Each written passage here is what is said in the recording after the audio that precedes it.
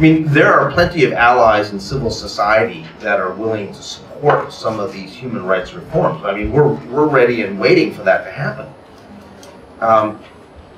The problem has been that, you know, the government comes out with these announcements. We don't have a lot of advance notice. The governance is still rather opaque within the government in terms of when things will happen and what's happening.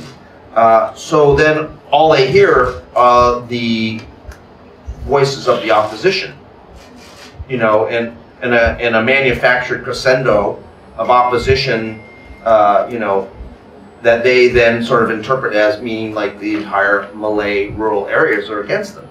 The reality is that they need to talk to their allies. They need to work with us. They need to work with others to prepare the ground and go forward. You know, having a plan is a big part of that, but actually having some strategic understanding that, you know, you have to have civil society, you have to have media, you have to have trade unions, you have to have other people working with you to make these things happen and go well, you know, to the same sort of coalition that you would seek to build political support to win an election, you know, also continues into governance.